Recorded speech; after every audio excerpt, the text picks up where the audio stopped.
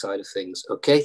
So no one wants to hear me waffle on. Let's bring in the guests. I would like to introduce two of my favorite members of the cast, two of my favorite performances, and I'm completely honored to meet one of them who I've never met before, and I'm tickled pink to meet the other one who I consider a good friend. So could we please introduce and have on screen the wonderful Lucie Jeanne and the even wonderfuler Shane Taylor. Hello, guys. How are you? Hey. How are you doing? Good. How are you? How is everybody? Oh, everybody's great. It's great to see you. Good to see you, buddy. Lovely to meet you, Lucie. I believe you're still muted, Lucie. Okay. There you go. Hey. Oh, Not anymore. Okay. Hi, everyone. Hi, everybody. It would be remiss of me not to point out that you are absolutely beautiful. Thank you. Shane and Lucie, you both.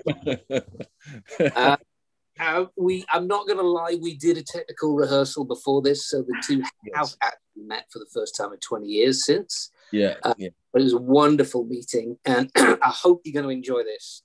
I've put together some questions. We'll get rolling. We're going to take some in-play questions a bit later, so if you have those, just hold off on those for now. Please stay muted, and please don't get your camera up as well, otherwise it's going to be chaos. So my first question, I've written everything on cue cards, all right? So I'm just going to keep flinging them over my shoulder. The reason I've written everything on cue cards is because I had a really good spreadsheet of questions, but they're on my iPad that I'm currently zooming on. So I had to hurriedly write them in my doctor's handwriting. Okay, so Shane, just hang fire for a second. Why have you got a pen? I'm writing down notes. If I think of anything, it's there. Why are you at the desk? I'm swamped with paperwork. How long did it take? Have I got time? Like, what are you doing? Listen, this is going to come in handy. I'm like Mr. Intellectual there. All right. Shut up. Okay, Lucie, my first question to you. We never met. I wish we had. Your role is the only major role for a female in the cast. I hope I don't end up sounding insulting here, but they could have offered that role to anybody, I think. Anybody would have bitten anybody's hand off to get that role. An American actress, a French actress, a Belgian actress, someone from outer space. So congratulations for a start. Well done. But mostly, I hope this question makes sense to you, but where did they find you? In Paris. In Paris, you were just wandering around looking beautiful. Is that what it was? I have no idea. I don't have the answer to that question. And of course, I asked myself the same question. Right. I really don't know. I honestly don't know. And it's a question maybe you should ask Steven Spielberg or I don't know, someone else. Hang on a second. I'll just give him a call. Steve, mate, where'd you find? Okay. I was just the luckiest girl on earth at the time. I don't know. Luckiest actress. Right. So, okay. So I hope that didn't broadside you. So obviously my next question is, can you tell me a bit about the casting process? So they were casting out of Paris and you were a Paris-based actress. And my personal casting process took a long time, and probably Shane's as well. They got you in for lots of different roles and stuff. So who was there, do you mind me asking, in the casting process? Was it just the casting director or did you meet the producers as well? It was just a French casting director who knew me because we'd been working together before. She was kind of specialized in American productions. And right. At the time, there were several co-productions, Canadian-French co-productions being shot in France and Canada. And I had been on a few of those. So she knew that I could speak English and that I could act in English. But then it was just a very normal casting like any other casting. It was surprisingly normal. And did you know the scale of it? Or was it just another job you were going in for?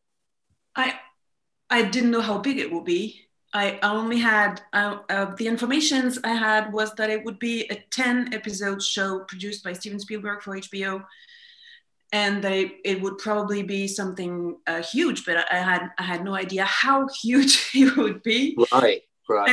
And other than that, it was just the standard casting procedure, you know. Right. Okay. You do your scene, and okay, we'll keep in touch. And I was out, and that was it. Did you have a question there, Shane? Were you gonna say? I've made a note. You see, yes. This is the first of the notes, so I don't forget. And I'm gonna add something to Lucie's story here, because obviously we were already shooting, so you know that we were doing all of that kind of stuff, and I remember David Leland, the director of episode 6, in the production office. He called me in. I remember, and I just one day I went in there, and he had about 5 or 6 of the potential Renee Lemaire's on video, on tape. Right. So he had kind of whittled this down, and from however many, and I'm sure there were plenty, to these kind of, I suppose, finalists, and they were all great. And but then he wanted my opinion. He wanted to see who I liked. And so you picked the other girl. How's that gone down? Yeah. She forgiven you, or? Yeah, I should think. I didn't know that. Well, I mean, I didn't have final say, obviously, but I mean, Lucy did, and I'm not just saying it, but I mean, it was definitely a standout, and she was just, because she was so. I mean, like I say, they're all good, and when it gets to that point when you've got, like half a dozen really, really good actors giving it their own interpretation of something. I mean, I don't know how you decide that from that crop, but there was something really, really, really strong about Lucy's demeanor, and just how calm and grounded, just in control of stuff. But I mean that in a way that wasn't sort of calculated and manufactured. I mean, it was very effortless. She brought this real effortless sort of energy to it, and I don't want to get all flaky and actory about it, but there was definitely something there that was just there, and I said to David as much. I mean, that's, but I was really pleased that I got to see Lucy before, because that was my tick. That's the one I'm voting for. But I mean, it was still up to David and the production to go with what they felt. And although David said, look, you've got to see this, you've got to see Lucy here. And so it didn't happen that she showed up on set and you were like, oh, you're pick number 3. No, I can categorically state that she was the choice. Yeah, she was the choice. Yeah, very much so. And and I'm going to sort of angle it back to Lucy again here. So the stuff that you had done before, because sometimes it's obvious who would be good for that role from what they've done before. Had you done anything similar? Any period stuff, any medical stuff, anything where they were like, we've seen her in that role before? No. Wow. No, nothing of that kind. No. So what had you done just before, if you don't mind me asking? Well, just before I was on French series for French television. And as I said, a few co-productions with Canada. I was in that show, Largo Winch, with Paolo Seganti at the time. And there was another one called Relic Hunter with Tia Carrere. Yeah. I think I was in that. I was supposed to be. Yeah. Yeah. You did that? Okay. Yeah. I got Shane's part. The director was between me. You probably did. Yeah. Somebody with a better beard. Got it. There you go. I had a real duck on one you've got there. Yeah, Black Hole Sun. You're looking good, baby. Okay, so I see. All right, so that's fascinating. So my next question, I will get on to you, Shane. Although pipe in anytime. I'm a fanboy of Lucy now. This is, we haven't seen Lucy for 20 years, and people are really here for her. And I mean, I mean, it's just incredible that you've managed to do it. And so I'm all ears. Right. There's just loads of stuff coming out of Babada here as well. I'm not going to tell her; she's going to. But obviously, so was there? We did a boot camp. We did it depends what actor you ask. Apparently, we did a 4-year boot camp or like a 2-week boot camp, depending on which actor you ask. So were you given because I forgot when I wrote this question that you came in almost halfway through production. Were you given sort of medical training? Were you given a kind of boot camp? Not at all. Wow, really? So my audition for the casting was in September. Yeah. I was on set a month later, so it was a very short period of time between the casting and the beginning of the shooting for me. Right. And I didn't have a boot camp or anything. Production gave me lots of things to watch, documentaries on the Second World War. I had a few books and things to read and stuff like that. But on the medical part, it only happened on set.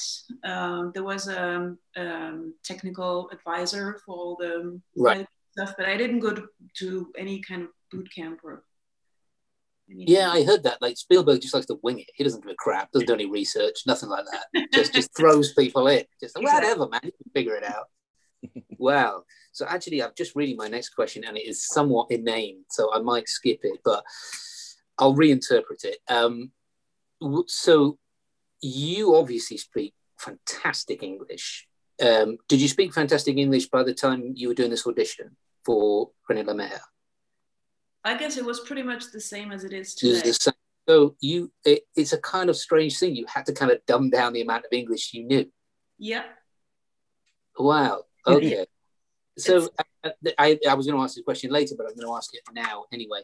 And that is that did Renee speak English in real life, and where did she learn it? That's a very good question, and I don't have the answer to that. And if someone knows, I'm curious. I would very much like to know. It'll pop up in the thing in a minute. Yeah. Well, in fact, in 1942. Okay. So I'm going to ask the question to the man in the hats for a second. So chime in if you want, Lucy, but I have a question for Shane. Mm-hmm. We won't put you on the spot, Shane, but I know for a fact that you're a brilliant mimic. I know because I'm a crap mimic, but I think I'm good. So tell me about the accent, because it's a Cajun French accent it's a period accent as well, isn't it? He's not learning it from TV. So it's a period Cajun French accent. Mm. Okay, so by the time we got to boot camp, you were, as it were, fluent in it and spoke in it all the time. How did you learn it, and where did you learn it? See, now I'm going to refute that, and this is where memory comes into play for both of us, because the thing was, it wasn't. Whether you're from Europe or whether you're, Native American, but you're not necessarily from the area of the States. A lot of guys were playing they may have been, up in the Northeast playing Southerners and vice versa, East, West Coast. There's a lot of stuff to get around. But I felt that when we got to boot camp, we had to obviously do the name thing straight away. Yeah. But then I think it was much more of a sort of generic, American for everybody. I don't know if anybody really specifically went for their characters, geographical location straight away. I mean, I certainly didn't, because I needed to get a feel for it. When I was cast, I went to a pretty prominent voice agent who had these tapes from the 40s, of a grandmother in a sort of crawfish and petroleum festival in the Bible. During the performance, that comes through. It's kind of like in and out of the English and French really quickly, and I thought, well, that's going to be really tricky to do and not feel like it's slightly jarring on it. But so I didn't really rush it. I knew. I mean, I was in and out, obviously.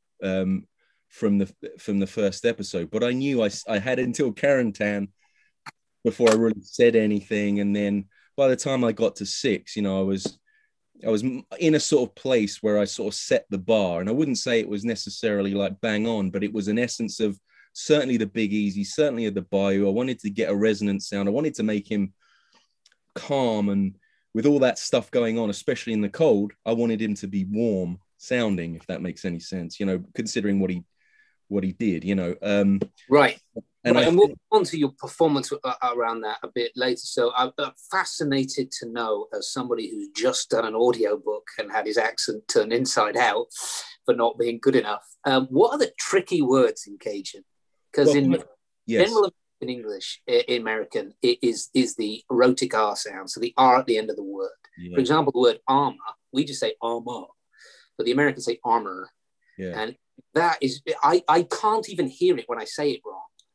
So what tricky word? Well, there was a weird sound there was a sort of a, I used to know phonetics quite well, but there was a sound that is almost like New York of the 40s, with this kind of noise sound, and obviously the dis and that. Although I didn't really overly play the D's in place of the THs, but every now and then I did. But what was really, and I've made this note so I don't forget, is that what Lucie did, and I don't know if Lucie remembers this, but when we're saving the, which are two of my favorite scenes, and they're back to back in the show. Band of Brothers, yeah, go on, Karen. We attempted to save this guy, and we failed to save this guy, and we're into the stomach and all that kind of stuff. No, sorry, I'm so sorry. I'm sorry. It's not that entire. It's not that. Sorry, people. It's not that. It's when we first meet. In the script, there's a tiny little bit of French that Eugene sort of gets into, but it wasn't that great, So Lucie very kindly, I said, well, let's get something where we can communicate more in that sort of French way, because that is one. Not only are we, in the medical field, let's have this connection. It seemed obvious, So Lucie very kindly translated a few English phrases so we could just have that thing, and we didn't, it wasn't overly done, but it was enough to kind of make that other connect. And that was all on Lucie, that just made that, because it seemed like a natural thing to do. We're English, but ultimately French was the priority, the primary language, really. Right. Even you could sort of say, well, Cajun French to kind of traditional French, there are differences, but I still felt like it added to the flavor of what we were doing as characters together, and it was definitely a one of those unifying moments. I felt. And the dialect coach that was on set, was she in your case a lot? Because with me, she was like, "Okay, we got to change some things. What the words? All the words." So repeat it to me. All the words were wrong. Was she on your case, or? Well, I mean, we had a few different. They changed. I don't know. It wasn't just one. It started as one, and then it changed. And I even went to Tom Hanks's office before I did stuff to sort of set the level of what I was going to do with that, and if he felt that was a good way to do it, So, it was one of those kind of surreal moments where you're sort of, going in there sort of weekly or whatever, just to kind of set the bar, set the tone, just give it an essence and a flavor of where I was, where I felt like it could go without it being too jarring and stuff. Right. And, oh God, I just froze horrendously. Did you see that? That was hilarious. So Lucie, do you want me to talk you through what you did wrong with your accent, or? Yeah, you can always tell me, but please remember that I was asked to add some French accent in my English, because were you? They didn't think it was French enough. You sound German. Can you Frenchy it up a bit? Okay. I've just seen Charlie and Barbara Bryant. Hey, Charlie and Barbara. Hey. Oh. On as well. I'm noticing play stuff. So someone asked whether you actually speak any French. If you do, how jarring is it to Lucie's ears, I wonder? With mine? Yeah. Do you speak any French? No, un peu. Yeah, no then. All right, so I'm gonna. You're gonna have a go at it. Je parle bon français. How, Lucie, did you find out you had the role? And also, how did you celebrate?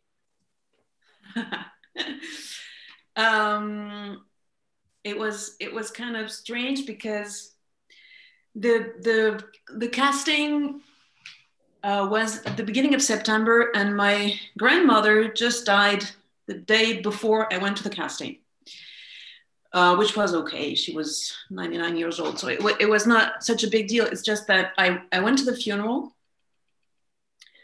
and I got a message from my agent right after the funeral saying that the audition had went very well and that production wanted me to go to London 3 days later, and they wanted to meet me.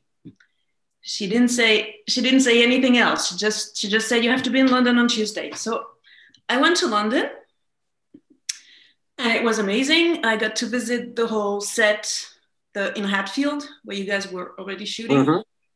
And no one told me that at that point, I still didn't know if I had been chosen or not, or if there was something more coming, another casting, maybe another, I was ready for everything. I was prepared for a second audition. So were you ever actually cast, or did you just show up? I don't know. I'm still wondering. Right. So yeah, it was kind of strange. So it's actually only at the end of the day when I went back to Eurostar, I was like, okay, maybe I was chosen, after having tried on a few costumes and after having met David Leland and talked about the script with him, and I was like, okay, maybe it's a good sign. Right. That I got the part, but I don't remember anyone telling me officially, okay, you got it. Really? Oh, yeah. It was very strange. That's and hilarious. Basically, I called my agent to tell her that it was okay. Right. Okay. Yeah, wow. It was funny.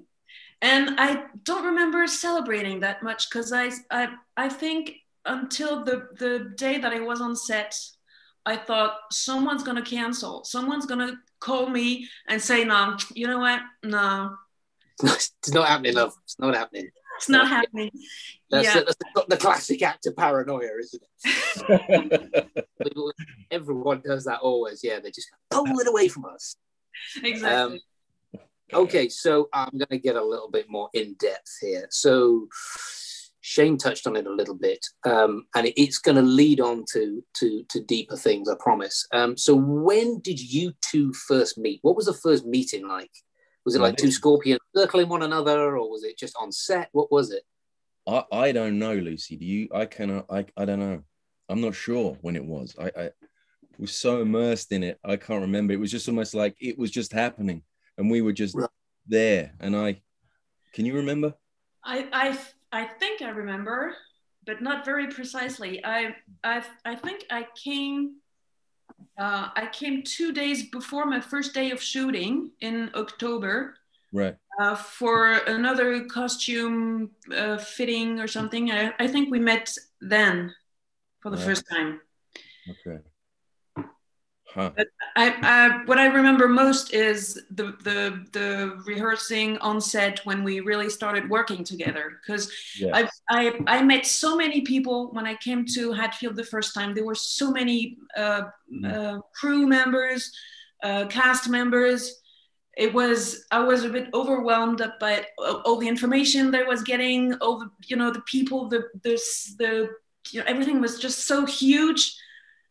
I think I that's why I don't remember exactly who I met when. It was just too much. So maybe what was the first? Because people might not know this, but you don't film in chronological order. And it is never to do with acting and never to do with the actors, and it's never to do what's practical with the actors. It's always to do with lighting, weather, sound. What scene did you shoot first together? Am I going to get you don't remember this as well? Do you remember? No. Oh, come on. I do. Oh, you do? Okay, great. Yeah, I remember. It was this scene outside the church when I throw you the chocolate. Wow. That's a great scene to begin with. Yeah.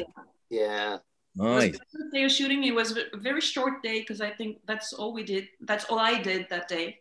Mm-hmm. It was great to begin with. And I think that was good. I have a question about the chocolate, and that is, how come Renee Lemaire's got so much chocolate? That's a very good question. It's a question, isn't it? Like everybody's on Belgian the right? He's got blocks and blocks of chocolate. She's just handing them out or eating it. Every time I watch that episode, that's what I think. Where's she getting all this chocolate from? You know, this might be a question that you may ask. So if you want me to stop, because I've just made a note. And, go ahead, student. Well, it's to do with David, actually. Right, moving on to David soon, but carry on. Okay, well, maybe I'll get back to that then. I'm coming up to it. Just do it now. Well, we can elaborate, but because Lucie's right. I mean, I always felt like, you know, here's the sort of the female star in a group of, you know, well, just the machismo was just overwhelming, wasn't it? I mean, it was just everywhere, and obviously David's, I think it was his daughter Rosie's friend. It may have been Grace. I can't remember now, but Anna, of course, who was Augusta Chiwi, was David, the director's daughter's friend, school friend.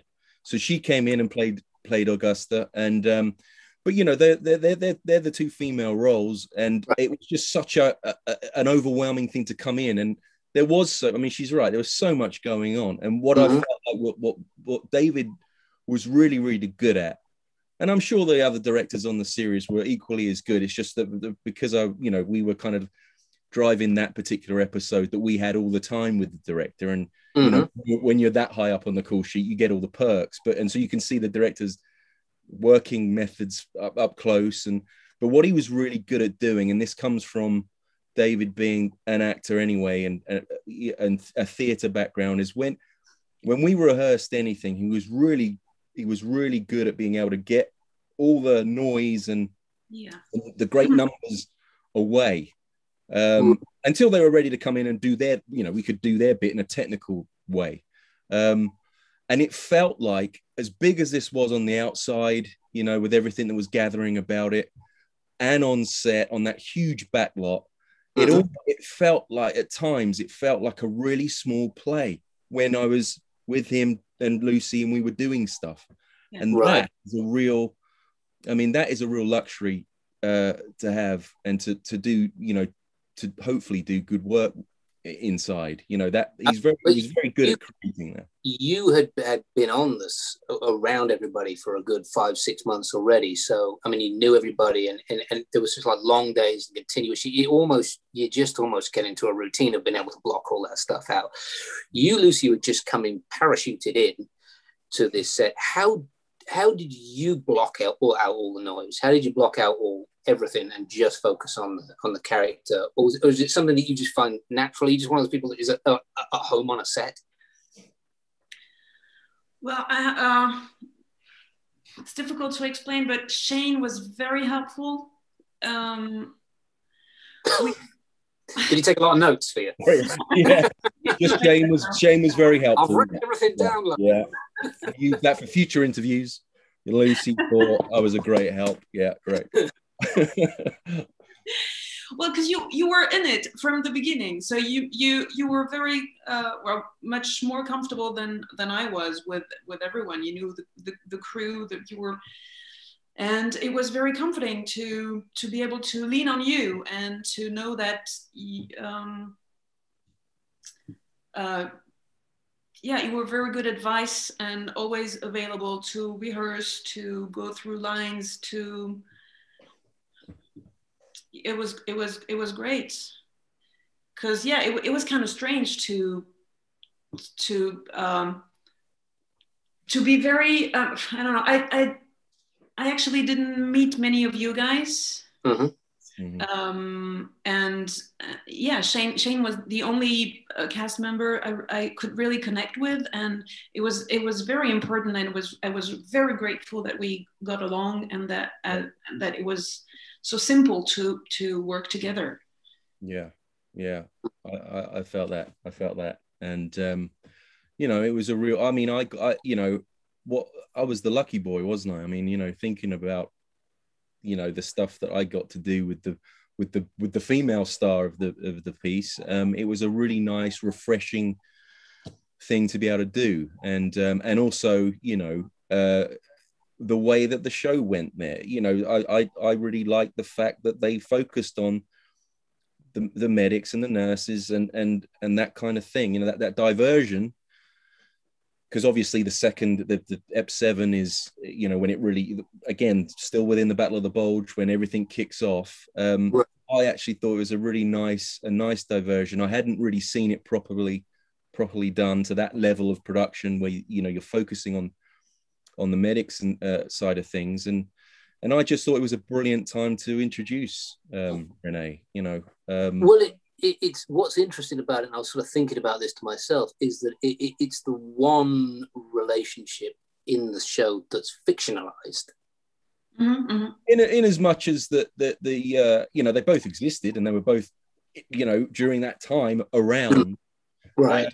You know, and even as much as, you know, as you have, you know, we've been guests and invited to sort of some of the great non-profit organizations, and we've visited these places. You know, we've been to these, and the church, which I think was, you know, someone probably will know this for sure, but I think it was St. Mary's in Paddington. You know, we had the set church that would go down one flight and then it would just go wall. I don't know if you remember that, Lucy. We could only go down one flight, but that was it.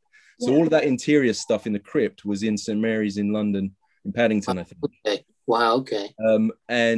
What was my point on this? My point was, should have made a note. What was the point? The point was, what's the pen for? What's the pen for? If you know? Yeah, I know. Yeah. It was to lead on from something Lucy said. What was it? What we were talking about?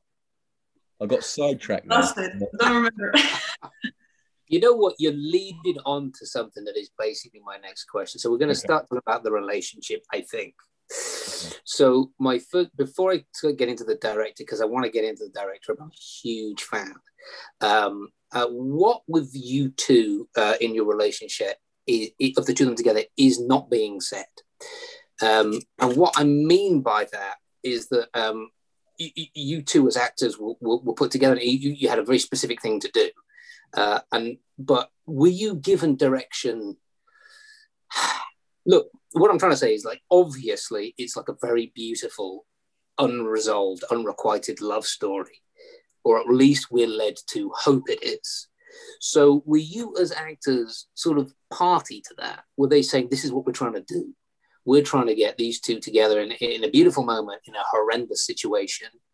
And there's obviously a connection, or was there none of that? Was it just you do your job, and you happen to meet? Well, just before Lucy answers that, I just want to say the point I was going to make is that a medic did find Renee in the similar circumstances that Roe did, but the aid station wasn't a church. I think it's a Chinese restaurant now, and there's a little plaque. Yes, that's right. And I think the medic, you know, found Renee and actually took her to wrapped her up in a parachute, I think, and took her to her parents because they just lived off the square in Bastogne there. Right. But what I felt like is, you know, what the show did. I mean, yes, you know, they adhered as much as possible to Stephen Ambrose's book and other sorts of things. But what they used the show also to do is bring in, you know, other stories within you know, that period of time, obviously told through Easy Company, you know, and it made sense to draw, you know, the medic of that piece for Easy Company to have Doc Rowe in a situation where he's in Bastogne, where Renee and Augusta were big time players there doing similar jobs. And instead of going off and you know, focusing on another unit or another medic and introducing a whole bunch of other stuff to have this separate thing with Renee going on, I mean, they just you know, stitched together and I know for some that's kind of like, you know, historical accuracy versus the entertainment. There's always a gap. There is always a gap, you know, and it's how fine you can make that gap. And you know, we had 10 episodes, which was a lot, but we still only had 10. And I thought they were very clever at being able to just do that and with respect. You know, I don't think that they, you know, were you brought together as actors and given a kind of overview of how it was going to be presented? Lucy, were you told that you almost, because you meet someone you can just have an instant electric feelings for in life? So I think it's just my interpretation. Is that what she was supposed to have for Doc Rowe, or was it just a little bit of tenderness? He's obviously a really nice fella. Or, you know, what do we not know? Because it's all sort of left out there, really, isn't it? Nothing is said, really. Yeah.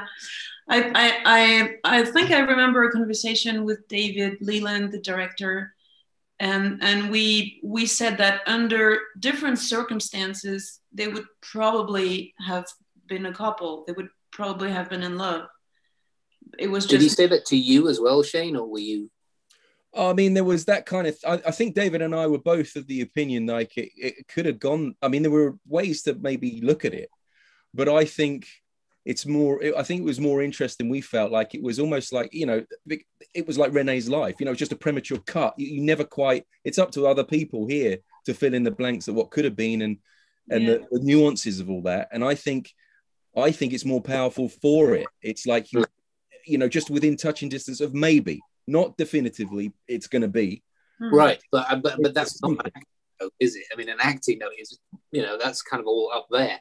I'm just specifically trying to hammer the acting note. I'm just interested. Yeah, well, you knew as an actor, not as a character. You knew if he had feelings for her or not, or did you not even? I mean, it sounds like Lucie's saying that she would have had feelings, or she did have feelings straight away. When you meet someone you really like, you get feelings straight away. You can't, you just have knocked off center.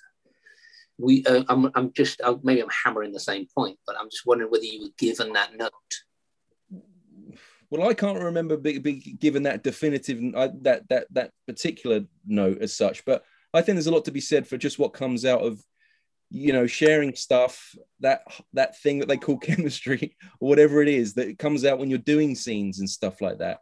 And obviously there was a connection, you know, you could tell, you can see that on screen. It's in the script, but you know, I don't think, because of what they were doing, you know, it was kind of intense and unrelenting. You know, so those moments that when they're sitting outside, which is my favorite scene, that I think of all of them that I did, you know, is a really, I love that scene, you know, that's a really tender moment, and people can read all sorts of things into that. And I like that, the fact that, you know, maybe in a different situation, set of circumstances, then they could have, you know, got together. Who knows? I mean, I like it. There was obviously something there. There was a chemistry there. There was an empathy there. They knew what each other were going through. You know, there was so much that they shared.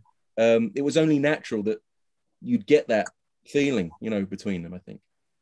And so the director is a fellow, David Leland. Is he English, right? Yes. Right. Yes. I watched Wish You Were Here is a fantastic film. Have you seen that, Lucy? No. It's a brilliant film with an actress called Emily Lloyd, and it's clear to me that he works brilliantly with women. And I don't mean to sound like from 20 years ago when do you know what I mean? I don't, but it's not an easy skill. Most directors are kind of a bit weird and eccentric or kind of macho.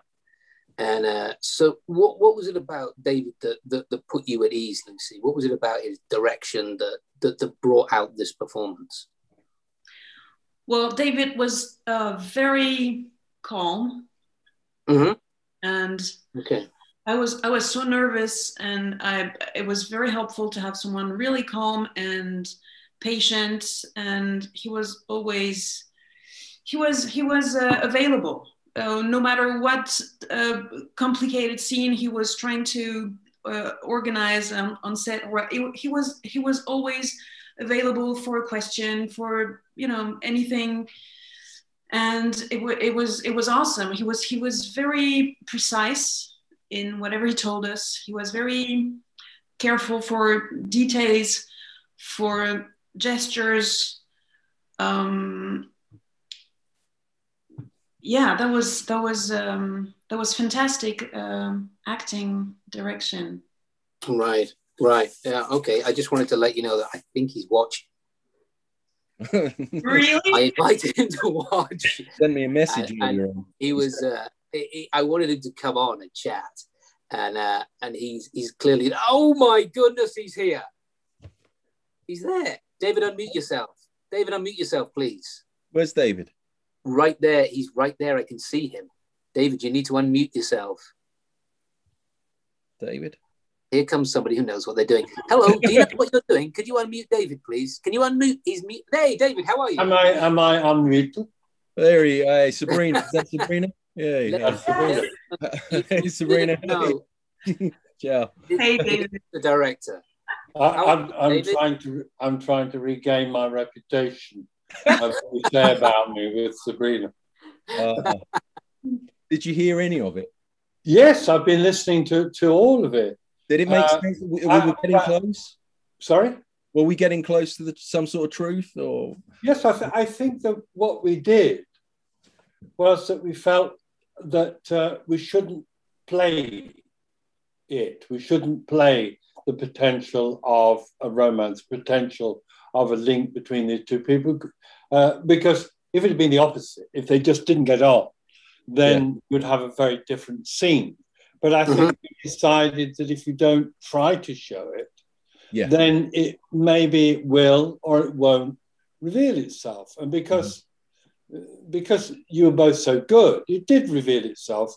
And we always gave ourselves the time and the space to explore that. That we did create the space, particularly in those scenes, which are some of the favourite scenes that I've ever done as a director, outside the church. And it was not only because of the performance, but because of what I evolved with Tony Pratt, the designer, and Jonathan McCrinstry, one of the art directors, of what we put behind them.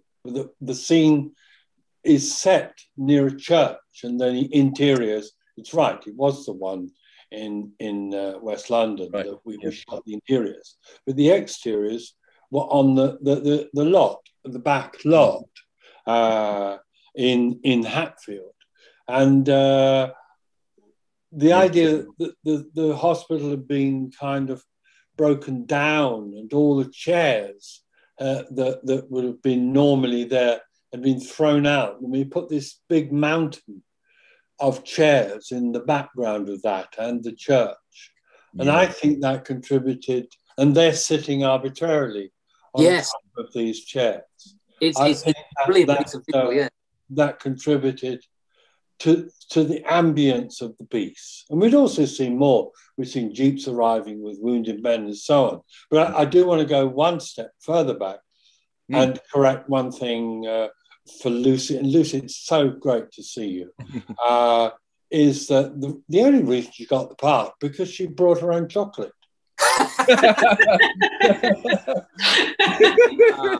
And she gave some to me. Right. It's cracking eggs and I get Belgian chocolate, you see. Can I just go back on one of the things you're talking about, accents and learning an accent, and two things really I want to say about that because I was parachuted into this production. And not just onto static ground, but it's like trying to parachute onto a moving train. You either land on the train and then you're part of it, or you're basically, you never catch up. Right. I was lucky because the whole ambience of the production drew me into it, and whenever I ask questions, which I've always been used to asking as a director, whether it was Wish You Were Here or any other film I've made, can we afford to have 10 extras, or must I settle for 5? On Band of Brothers, if I said it's 10, they said, why only 10? You got more. It was always there. And there was talk about accents, particularly relating to Shane and his character, which was very specific. And literally on the first day that I was shooting on the set, and I can explain more about the sets if that's of interest, and where we were shooting.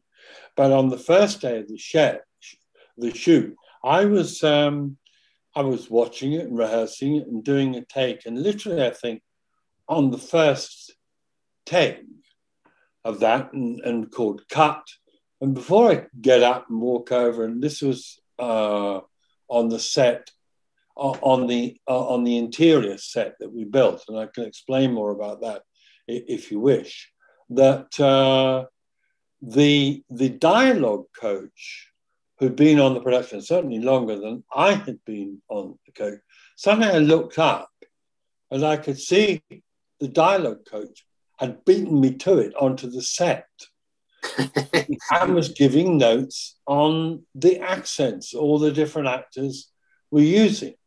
And I said to my first AT, get her off the set. And she came off the set. I said, listen, you don't go onto the set until I say so, all right? And the dialogue coach threw a strop on this and walked out. And that was a good thing for me, because I didn't need somebody going on to a set and giving actors notes about their accents, because what I think is, if you've done your homework, if you've worked on your accent, when you get on the set, forget about it. It's not about listening to your voice and listening to your accent. It's about what action you're playing as the character. And that was what was important. And that's how we proceeded. And I never listened to what Shane's accent was about. I was only interested in Shane's intention as playing Doc Rowe. Right. So what you're saying is a moronic question from me, David. What was I saying? Yeah, no, I was saying that me talking about the accent was clearly a moronic question. So I'll check my notes. I apologise. I can't believe you're on, David. It's so good. I think I'm just going to throw all my other notes away. It's so good. No, so good. They're too. Was I right in that, David? Was I right in the fact when you showed me the tape of Lucy, right, in the production office, and said, yes, I'd forgotten that, but you're right. I remember that clearly. Yeah, that was a moment. That was a real moment. Well, it was a crucial thing. It was also part of you and I creating a relationship. I think, if I can recap, Shane, that when I came into the production, you were in a very uncertain, confused state, because you said there's so many people have been in your ear about what kind of person Doc Rowe should be and what he shouldn't be, and so on. And what we resolved out of that, it was right. There's only one dialogue about Doc Rowe, and that's between you and me. Yeah. And I think that all the other voices dried up after that, and you weren't getting so much about how you should play Doc Rowe. I think that's very bad. I don't think anybody on a film set or TV set, whatever it is, should ever tell another actor how to play their part. Mm-hmm. Well, I think that's part of the noise that I was sort of saying earlier that, was around all the time, and what you were particularly good at. I remember it was almost like we would have pre-shoot for the day, we'd have our foxhole moment where we'd just get in there after breakfast and just talk about where we are in the story. Those moments were like little confessionals, to just get it all out there just during that little moment before everybody else came in. And I thought those things were invaluable and real kind of confidence builders. And it didn't feel like the multi-million-pound production at times, when it was just you and I just sitting down, talking about the shot, talking about, where we were within that story.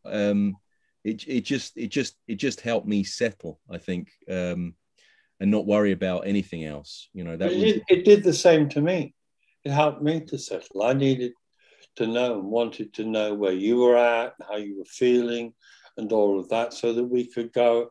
If you were feeling bad about something, then we would look for a solution to that and discuss how we could approach playing a scene. Yeah. And I was lucky, because whenever I always felt comfortable about where you were at, we'd already established a rapport. And when we got on the set, but I'm always thinking particularly about the scenes outside the church between you and Lucie, and I felt the same about Lucie. That when you sat down and said, right, you just talk it. Let's talk the thing through, and do that. It's not even saying let's rehearse it. Rehearse always, in my mind, implies a performance. Right. Whereas if one says to your actors, look, I want to hear the lines, and you just talk it through. And you do that, and you find so much. So can I interject? That initial run through of the lines. David, if I can interject, I mean, I mentioned it earlier when you were off camera. I mean, maybe I'm wrong, but you seem to be someone who is very adept at directing women. Would you find that true of yourself? It's not, certain directors are just macho pigs. Do you know what I mean? They're just like, what is it about working with someone like Lucie that gets your juices going? Because you seem to get great performances out of women. I've been lucky to work with some fantastic actresses. Why is it that actresses, Lucie, answer me this, why is it actresses get referred to as actors? Yeah, why is that? But they do, don't they? Yeah. They're referred to as actors. Sorry, I don't think I got this. Well, here, certainly in the English language, actresses, what I would call an actress, are often referred to as being actors. Okay. They're trying to make it gender for some reason. What do you call yourself, Lucie? In the feminine, I mean, actress, you know. There you go. Can I? The French language is clearer, I guess. Yeah. But it's true, isn't it? Oh, that's what I wanted to just confirm for the people watching as well. I was right in saying that that Augusta was Rosie's friend or one of your daughter's friends. The girl who played the nurse in the church. Yeah. Yes, and I'd forgotten that. Yeah, she came out of Ackland Burley School in North London, where Rosie, my third daughter, where she went to school. Yeah. And we were looking for somebody to play that. And I think Rosie, my daughter, suggested her. And she was fantastic, wasn't she? She was amazing. Yeah, to come into that and do that. And there was this crucial scene where you tried to save the life of a trooper who's been shot in the stomach. And she was right there in the thick of it. And Tim. She stayed the course. Yeah, she did. Yeah. I actually saw Augusta, Chris Langlois, who's Rose's grandson. We went in 2016, and I think, Lucie, you were almost, I think Reg Jans, the tour guide, the expert, I think he was tried to get you into to go to Bastogne on maybe it was 2016 was the unveiling of a memorial to Renee and Augusta. I mean, the town's really proud of them. Pre-show, but obviously the show threw another spotlight on them, and so they opened this, and the mayor came out, and Chris and I went there. But I met Augusta's son, because Augusta herself went on and continued to nurse, and I think she was about 94 when she passed away. But I met her son, who was really, really emotional for obvious reasons. It was a real moment. I know none of this. I'll talk to Rose. I'll ask my daughter Rosie about it tomorrow. Yeah. Can I just backtrack and say something about when I came onto the show, when I was first given the script to the show, we did a read-through. I'm sure you must remember this. We did a read-through in a tent, and it was crammed full of actors. And at the end of the read-through, I'd already made my mind up about it. And as we all stood up and we were all chatting and people begin to leave, they want to go home and so on, Renee Adafarasine, who was the DP, the director of photography, came up to me shaking his head like this. And I knew what he was going to say, which was too many people. The writer, the screenwriter, had done so much in trying to squeeze every single character out of Easy Company into this one episode. And I didn't understand it. I thought, who the fuck are these people? I don't know who they all are, and all of this. And I then said, and I discussed this with Tony Toad, who was really the exec producer who was on the floor every day. Mm-hmm. And he said, what do you want to do with it? I said, well, I have to change it, I have to cut it, I have to rewrite it.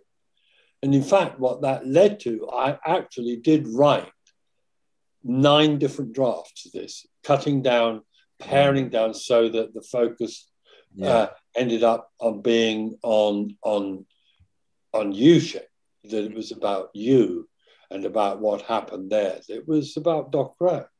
The opening shot is about Doc Rowe and so on. And a lot of the actors who were initially written into the script went out because, and you just transferred lines. But did you get? I know I did 9 particular rewrites, polishes, call them whatever you will, and obviously I didn't get a credit. The thing about credits, briefly, is that the WGA, the Writers Guild in America, they're the people who arbitrate a credit. And one of the guiding principles of the credit, it doesn't matter how much you've changed the script, if the story basically remains the same, then you've revolutionized how the characters react and what they do, what they say, and so on, and you put new sounds and everything, scenes in it. If you have basically not changed the fundamental narrative of the screenplay, even if it's gone from shit to sugar, the basic it basically remains the same. The credit goes to the original writer. Yes. I'm sorry, I've just got to ask, everyone's wondering, it's water, okay? I've got thousands of things coming up, what I'm drinking. David, you might want to sit in on this question. You know the film Come and See, the Russian film? The director was talking about it, and he was saying that when they put the women and children in the church in Belarusia and they set fire to it, everybody freaked out because they felt it was in their DNA, that something weird was triggered. And I wanted to ask Lucie, thank you for sitting patiently, lovely Lucie. As a French woman, what was it like to be reimagined in occupied Europe, knowing what the Germans had done to your people, what the Germans had done to the Belgians, what the atrocities they committed? Did you feel that? Was there any part of you that felt that in your DNA? Was it strange to be there? You're muted, by the way. You're muted, Luce. Luce, muted. Okay, sorry. Did you get my question? Did you get my question? Yeah, I got your question.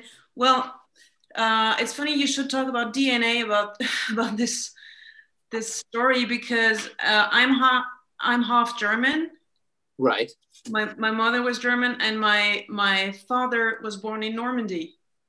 Right. So the Second World War is really in my DNA. Right. And yeah, it's of course it's a part of history that I mean, I wouldn't be here if it wasn't for all that story, the fact that my parents were just able to meet and get married. And, you know, I probably wouldn't be here if the war had ended differently, or, you know, it's really, it's in me. Right. Because I know my father's a paratrooper, and I grew up with the wound of Arnhem.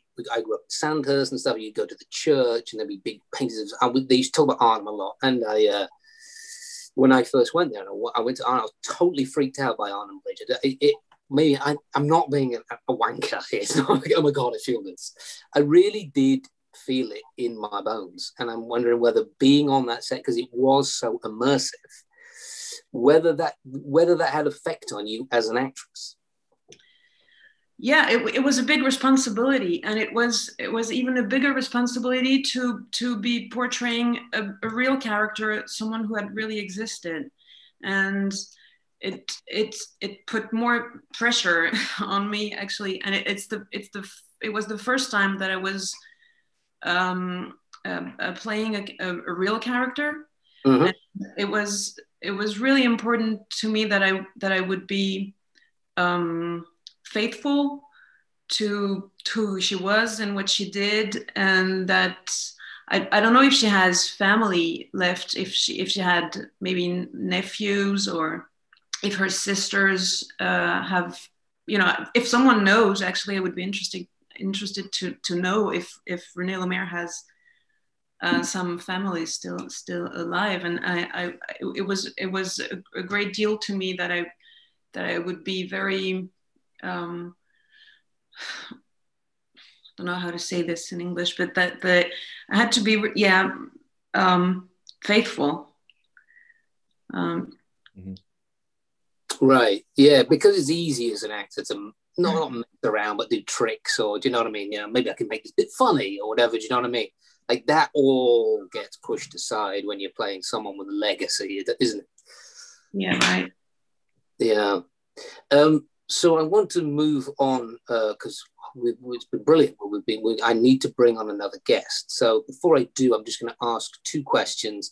Firstly, to you, Lucie, is there something about Renee that we don't know, that didn't make it onto the screen, that maybe you read in your research and thought, boy, I wish that made it onto the screen? Or is there something about that I don't know, or were you just given what you were given, or? Yeah, I don't know more about her than what I was able to find, and that anyone can find pretty easily. But again, I would be very interested to know if she still has family. Right. So yes, please reach out to us. You can reach out to us on our website. We'll forward it. Or can I just say that, the people of Bastogne, because of what Lucie, because of the show highlighted Renee, I mean, Lucie, that the people of Bastogne are waiting to see you and to welcome you in. You'd be an absolute rock star there. It's like, I could see what it meant, what the real Renee obviously meant to them, and what portraying Renee meant. And so, and obviously the episode as a whole, so we have to do it. We have to go there. We have to. Yeah, let's do that. I would have loved to come last June, but it was complicated because I was not last June, but in 2019, I was in the theater at the time. It was too difficult for me to come in one day. But yeah, let's do that. You know what? Can I ask the same question about Dr. I'm angling towards bringing Chris in. That's why. The poor man sat in the waiting room for an hour. Is there anything about Doc Rowe that we don't know? And I ask this question from the point of view of the fact that you don't sign up to be a medic in the parachute regiment. You sign up to be a paratrooper. Yeah. So he was given the role of a medic.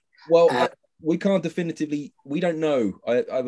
Chris and I have spoken about this. We don't exactly know the full details of that. What we do know is that Spina was asked once whether he could shoot a man, and he said he couldn't. Right.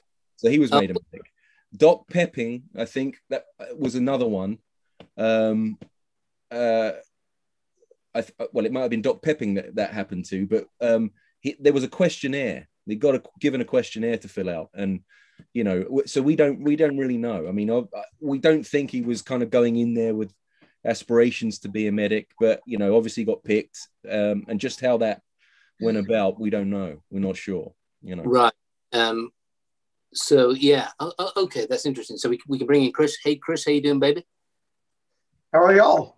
All right, not bad. The standard. See Shane, Lucie, Mr. Leland. Hadn't seen you since Paris. 2001. It's good to see you again. You too. Yes, very good. Chris, did I get that? Did I get that right? About Pepin was the one who filled out the questionnaire. Yeah. And then Spina, they just said, "Hey, Spina, you're a doc," and so that's how it worked out for him. Yeah. Right. So, I just want to note that the standard of the good looks just went down markedly since Chris joined us. I just got a haircut. Look. Yeah. It's only 3 hours old. I thought Uncle Fester had joined in. Listen, first things first. How are you in Texas with all the stuff? It's fine. The snow's finally melting, so we're very thankful for that. So you didn't lose power. You didn't lose power or anything. Yeah, our house didn't lose power. I think because we're close to a hospital, so that was lucky for us. But several inches of snow, millions of people without power. Spent a week below freezing, which is as many of you on this group know, I do not do the cold. I was a complete wimp in Bastogne a couple of years ago. You sent me a good picture of a snow angel, though, that you did on the ground next to your cop car, which I appreciate that. So, Chris, you've interviewed Lucie before me, I understand. I don't like to one-up you, Matthew. I mean, you do. Yes, you do. I had the absolute joy of speaking with Lucie before you. Yes, it was it was wonderful. But she's bringing out new things, which is why I love these, because every time they talk, they bring out new things. So I love it. Some new things from Lucie and Shane, both of them. And of course, I haven't talked to David, so this is I'm a fan just like everybody else. I'm giddy over here just listening to everything. So Lucie, how could you do this to me? How could you cheat on me with Chris? This is. I'm so hurt. So I want to talk about. I'm going to obviously. So for those of you who don't know, Chris Langlois is Doc Rowe's actual grandson, and I didn't know. I with Doc Rowe, I always assumed it just looked like Shane, and then I suddenly saw Doc Rowe, and it's just Chris Langlois, except way better looking with hair. So. I'm not going to lie to you here. We've been through this before. Me and Chris, we did a read through, a sort of run through before, and I hit upon one question, and that was, Chris, what is it about you? What is it that drives you to push Doc Rowe's legacy? Because you and Shane have worked tirelessly with your books, with your appearances to keep this legacy going. And what is it in you? What connection do you have? And how does Shane factor into that? And I'm not going to, and we did go over this, and I'd forgotten. Unlike Shane, I did not take good notes when I was talking to you the first time, so I did not rehearse any answers because I actually forgot what the questions were. But I knew that you were going to come at me with some hard question like that. Of all Rowe's family, I have been the most involved. I have been to the events, the reunions, and with the actors, and traveled to Europe several times. So I don't know what it was, but it was 2001. When I met Mr. Leland and met all of these actors, and I didn't know any of these actors from anybody except for David Schwimmer. But I would meet these guys who were completely unknown to me, and I would say, I'm a grandson of Doc Rowe, and if this makes any sense, they would shake my hand back at me. You know what I'm saying? Mm-hmm. They were like, "Oh my goodness, your grandfather was an angel," and I was like, "What are you talking about?" It didn't make any sense to me. So those moments, I can still see those moments, and so that just changed me forever, because he was always just Pawpaw. He was just a guy who drove bulldozers and backhoes, wore cowboy boots, and smoked Lucky Strikes, and so he was just Pawpaw. But I learned a side of him that I just had no idea. As to what drives me, I love to say, and I'm proud to say, I've got Doc Rowe's genes in me. That is a powerful thing. I love, a lot of y'all know I'm a cop. And I'm a kind of cop that likes catching bad guys. And I'm getting aroused by this conversation. Our motto is protect and serve. And so you come back to Doc Rowe, and what did Doc Rowe do? He protected and served. and I'll tell you a quick story.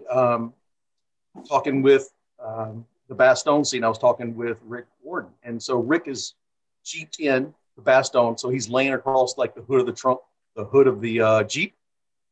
And then, you know, there's explosions, and Doc Rowe, you know, goes over him and protects him, right? Because he's injured. He's just laid out on the stretcher. He protects him from the debris that's falling. And Rick was telling me that story, and he goes, you know, we had to shoot that scene several times. And so things explode, and Rick has to play the part of an injured guy who can't protect himself. So what does Doc Rowe, what does Shane Taylor do every time? And Rick said, nobody told Shane to do that. That's who Shane is. Yeah. But that's Shane being Doc Rowe. And so, you know, it kind of all comes full circle. I don't think Shane would have been a good soldier, in the sense that that's not who Shane is. Right. So Shane being Shane turned into Doc Rowe. And I don't know if that answers your question in any way, shape, or form, but well, he did, yeah. And because we know so little about him, he being him fleshed out what wasn't there. And I don't think it's any coincidence that it resonates so with you. They just picked the right guy for the job.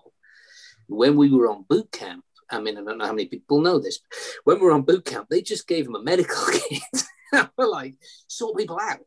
So people would endlessly be going to his bunk saying, Shane, mate, my elbow will feel funny.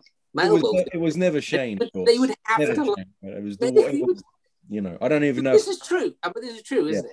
Yeah. It was. So what I'm going to do, fellas, I'm going to talk a little bit about your book, Chris. So let's talk about your first book and your second book, and then I'm going to open it up to some. We've had people who have been firing in questions, desperate to ask you questions. I've noticed that the chat box in the right-hand window keeps giving me 3/4 of a question. So I might get the moderator on, Leighton, if you could just pop up. But you don't have to, if you're watching Leighton, of course you are, you don't have to put your video on. But if you could possibly ask the questions or fire them to me or whatever, because the chat window isn't really showing the whole question. Chris, Doug Allen. I'm available. Can you hear me all right? I'm an actor now. You know that, don't you, Matt? I'm an actor. Okay. Hang on one second. Leighton, I just want to ask Chris about his book, and then we'll field some questions from people, okay? Mm-hmm. Sounds good, mate. All right, shut up. Yes, sir.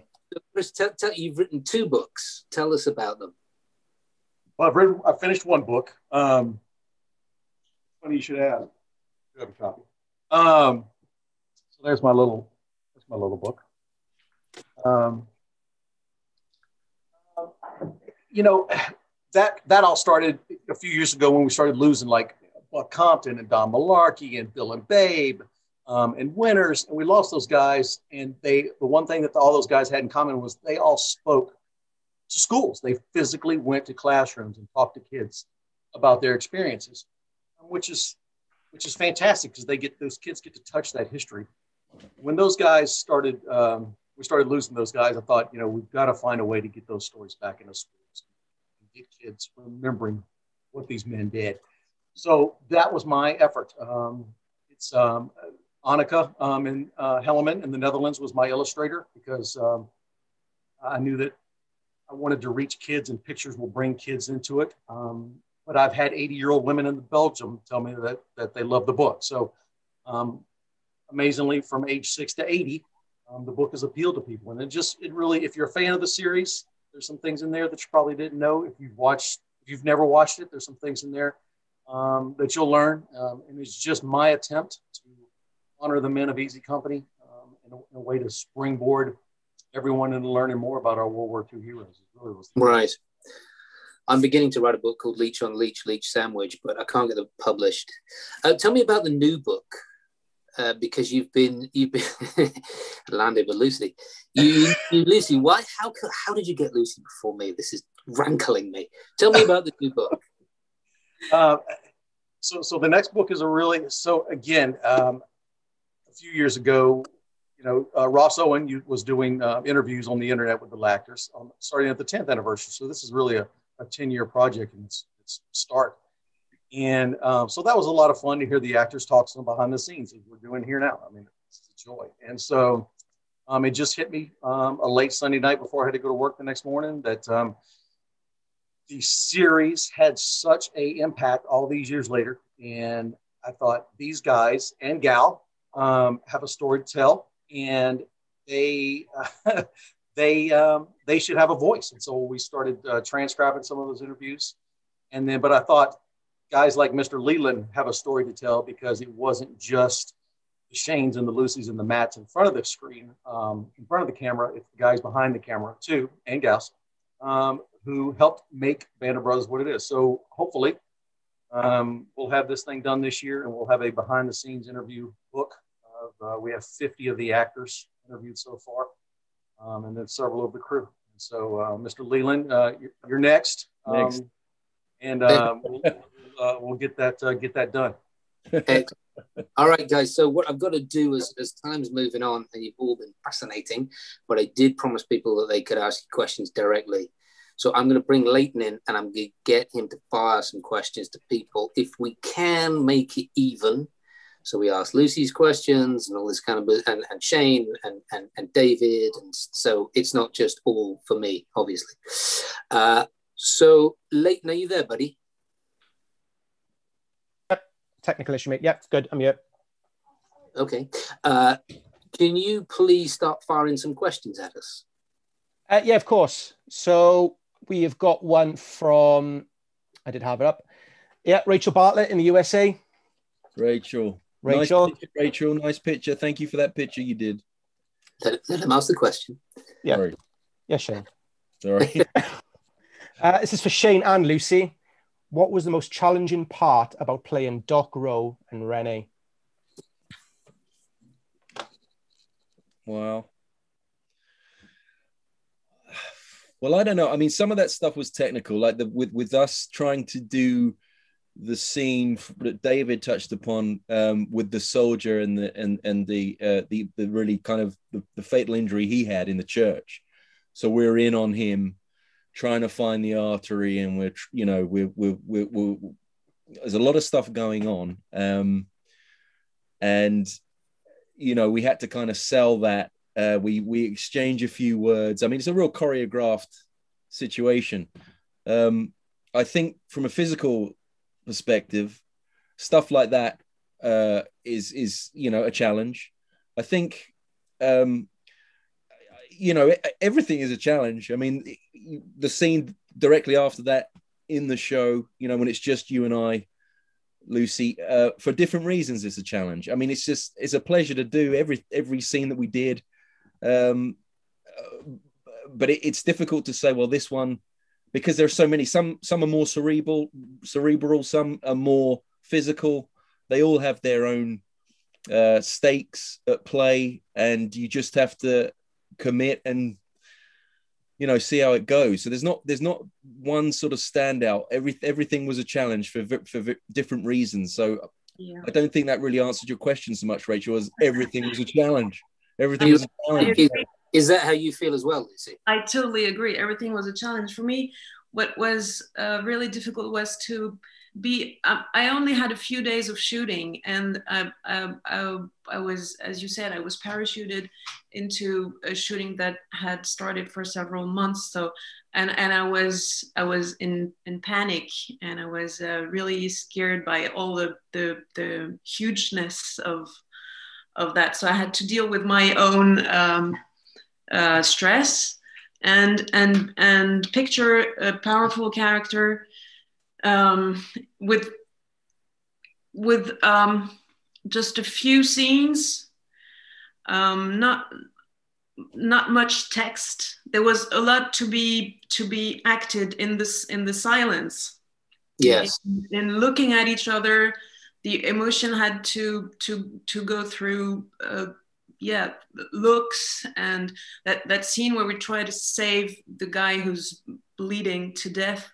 It was all about our faces and not saying much to each other, but the emotion of the scene had to be very strong in the without words, basically. Yeah. David, who I called David, keep the cold Leland when I was doing 6, because that was his note every time. Because that's where we shot, it was in an aircraft hangar, so most of it was indoors, and it was hot in there. it was really hot, and it has to be the coldest place on earth, really. Yeah. You know, so everything David did, whatever he was giving me, was keep the cold first. Then probably he bookended it with keep the cold. So to do that, I think that was to sustain that was really important, and a really important note with whatever we were doing, you know. And that's the Leland way. You just hammer the same mantra, is it? That's it. The only note I've got. Yeah. Brilliant. The scene in the church, I thought it was a real person, and I think that acting, particularly in front of a camera, some of the most difficult things to do are the simplest things. Mm-hmm. Just the simple sequences of activity. You find the actor finds themselves more self-conscious. If you've got a lot to do, if you've got a physical action to perform, then the physical action takes place. But if it's much simpler than that, I think they're often more difficult acting challenges.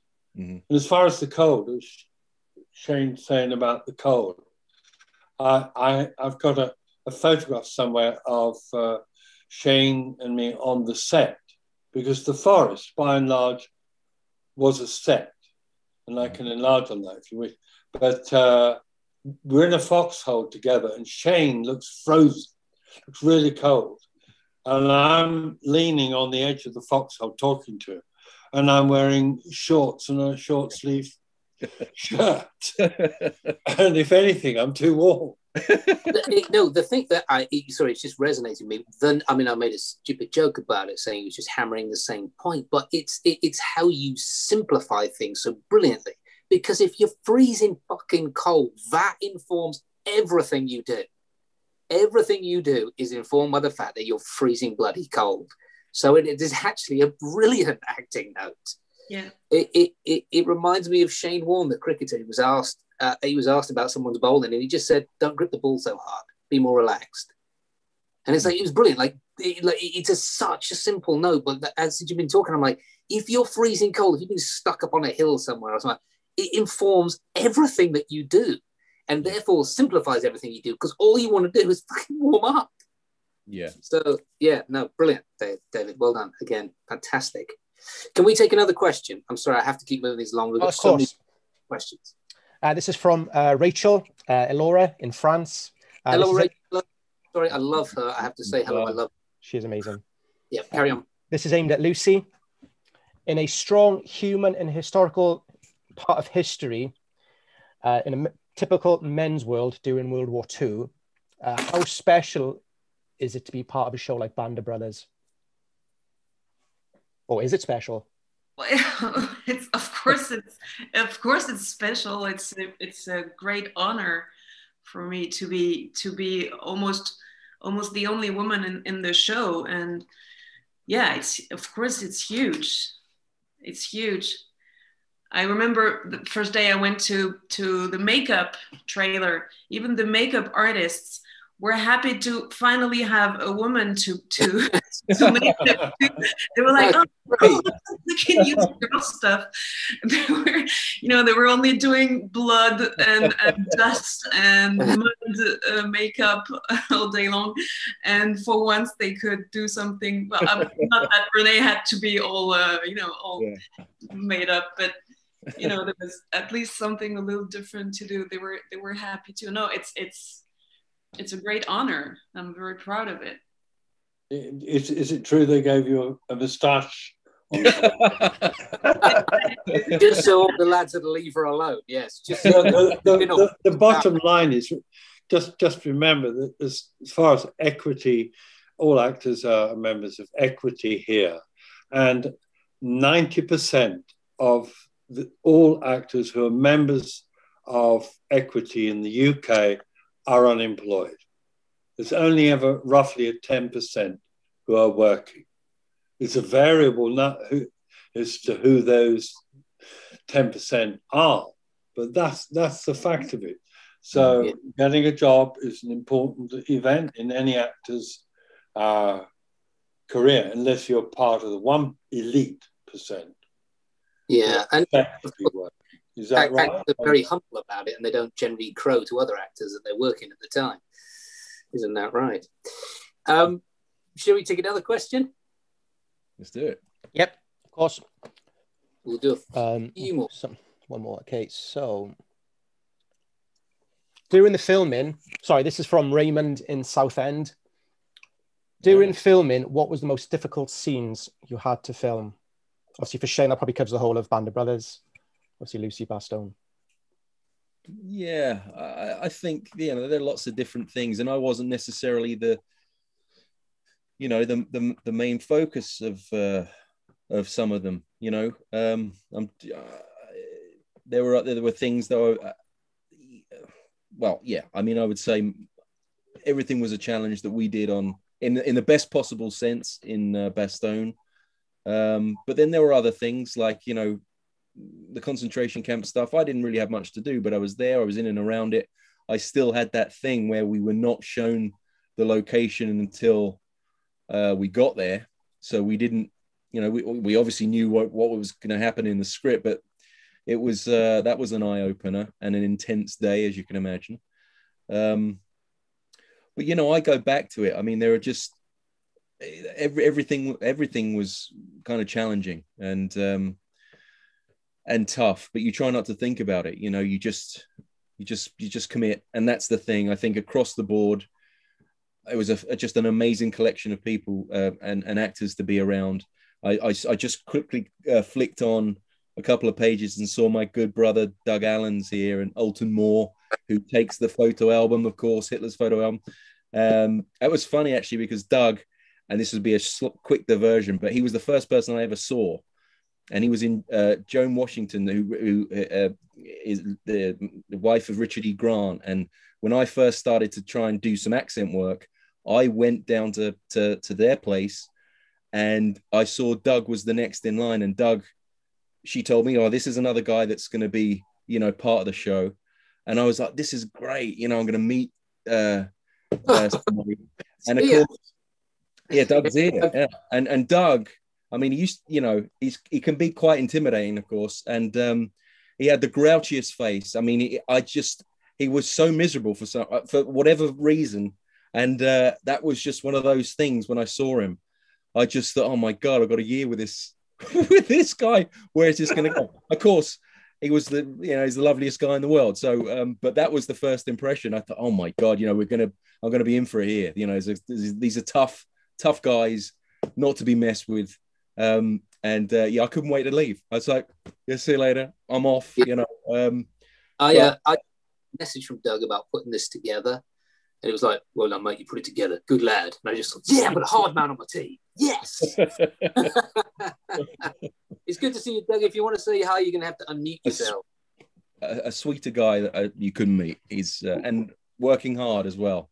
Yeah, where are you, baby? Yeah, I'm here. It's lovely to see you all. It's been great listening to this, and I actually don't remember seeing you. The first time I remember seeing you, Shane, was when we were in the boot camp, because I actually read for your character. Yeah, that's right. I remember you saying. Remember? Yeah, I remember you saying. Yeah. My audition was to play Doc Rowe, and when we got to boot camp, and I think we'd been there a couple of days, and I think you were just coming out of the mess block or the shower block or something, and I just stopped you on the stairs and says, "You know, the right man got the job for sure. The right man got the job to play Doc Rowe." You even just sort of you being around, just the sense of what you were doing and just your body language and the aura around it. I was absolutely made up for you. You know what I mean? Can I interject? I have a question not from me, and it's a question from Chris Langlois. Chris Langlois has a question for you, Shane. Do you remember it? Did you take your notes, Chris? You didn't take your notes. Okay. Remember when we did the read through and you had a question and I said, save it for Shane? Do I have to? I remember that conversation, but I don't remember the question. Okay. So you had a question. So direct your answer to Chris.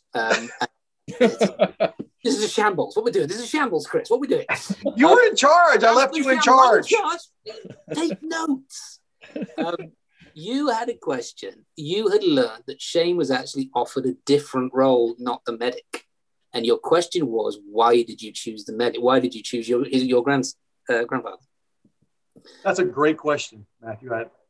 Write that down for me so I don't forget Thanks. It was your question. Oh, that's right. By the use of a pen and paper, and now you can answer it. Ask it. Well, yeah, I mean, I'm not even sure about who it would have been, but I was almost given an option. I mean, I read for Roe pretty early on. I mean, I think initially it was, there was a Spears monologue. Most people did, things that were already, I guess, cast even. But obviously there were some things in there. I think Blythe had a good speech. So actors were being used to, speeches were being given to actors just to see how they got on. And then they were kind of feeling where people could be placed. But Roe came up pretty early for me, and I started to read. And every time I went back, I was reading more. But then every now and then there'll be something else introduced. And I couldn't tell you, other than the fact that they did at one point say, well, look, would you prefer to be the kind of one of the best soldiers in Easy Company? That was all they said. The one that was really well respected. Or would you rather play a medic? And of course it was always ever going to be Roe for me. I mean, and to add to that, and I don't know if you remember this, Chris, but they were also working on, Tom Cruise was working on some West Point project. It was some series. So I even read for a lead in that. And actually that scared me a little bit, because I was starting to be diverted into this other thing that actually ultimately never even happened anyway. But they started to steer me, for one of the co-leads in that. And so there was a couple of things like that in the mix.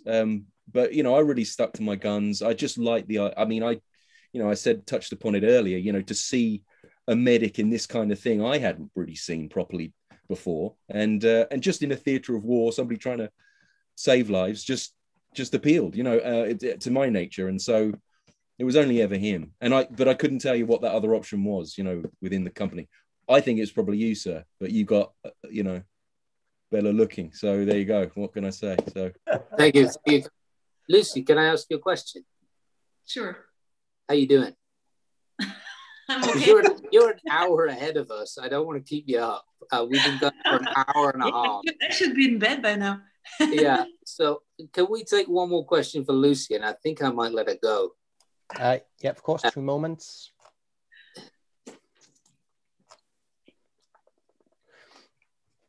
Out of the scenes that were shown or that you filmed, is there one thing you could have changed or wish that you'd added to it? That's from Matthew or Matt from Bristol. That's a good question. That is a good question.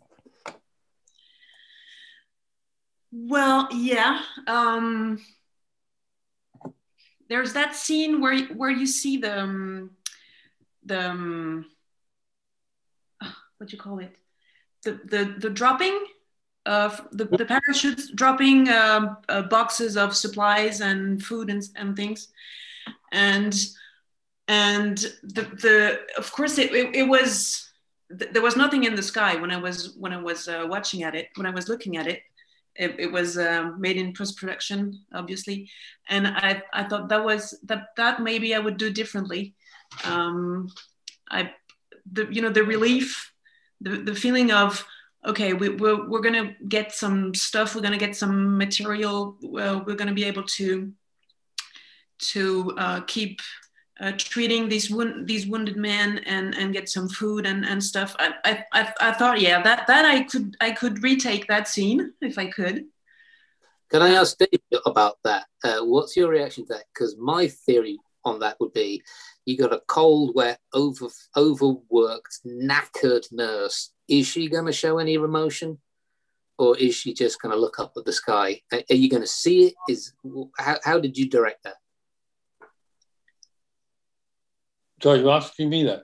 I'm trying to remember when we shot the scene, and frankly, I can't. It was difficult because I think there was quite a lot of confusion on that day as to quite what the CGI of the airplanes dropping the supplies, where it was coming from and where we're going to see it and so on. So it probably comes down to disorganization and the failure to really know how the scene was going to play out, And the victim in that case is always the actor. Right. Okay. Shall we, Lucy? Would you like to leave? Would you like to go to bed? No. I want to stay. You want to hang on? Oh, okay. I was trying to be nice. He's a trooper. They're allowed to stay up later. David, I'm just treading around this like delicate. Please stay.